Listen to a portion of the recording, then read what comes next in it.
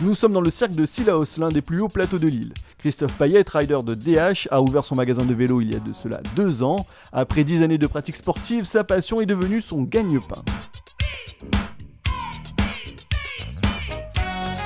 Ça, c'est les plaques que j'ai fait de toutes les courses en fait, hein. Méga Avalanche, Maxi, Championnat de France, Coupe de France, Coupe du Monde aussi, j'en ai une. À l'Alpe d'Huez, j'ai fait une Coupe du Monde en 2001. Et ben voilà, c'est un peu de toutes mes plaques. Bon, j'ai pas gardé tout depuis que je le fais, mais ça fait à peu près 10 ans. Avec toutes les plaques, avec la Trifox Red Bull en Suisse aussi. Tous les ans, depuis 10 ans, je voyage pas mal avec la sélection. Donc j'ai fait, bon, plus en Europe, hein. J'ai fait la Suisse, tous les Alpes, je connais par cœur. Et puis, ben oui, ça permet de découvrir autre chose que la Réunion, quoi. C'est pas les mêmes pistes. Et donc voilà. Un pneu. Ah, écoute ça. Là, tu es arrivé en bas des termes, là, fini, hein. Pour les gars qui veulent s'amuser vraiment dans la méga avalanche, je les conseille quand même un vélo de descente parce que dans les parties bien cassées comme sur les laves au départ, la prairie et tout, ça encaisse plus les chocs. Particularité, donc il a une plus grosse fourche, plus grande, plus de débattement, à l'avant comme à l'arrière. Pour moi, le vélo adapté, c'est plus un freeride, un enduro.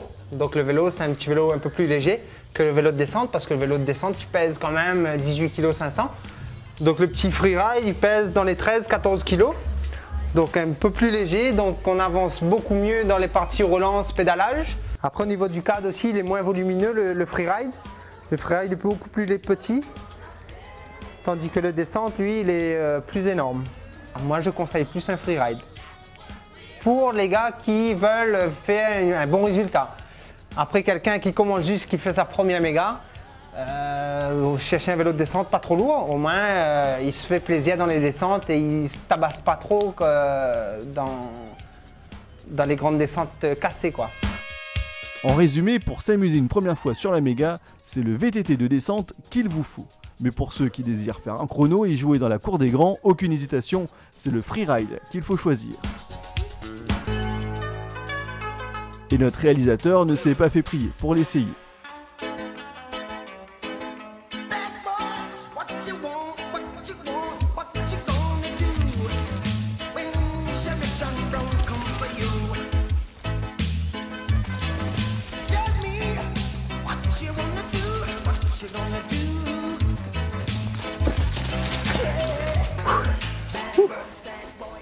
C'est bien tout ça, mais là on va passer à du sérieux pour voir des vrais riders, des pros.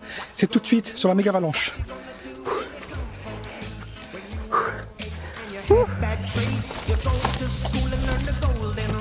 So why are you acting like a bloody fool? If you get hot, then you must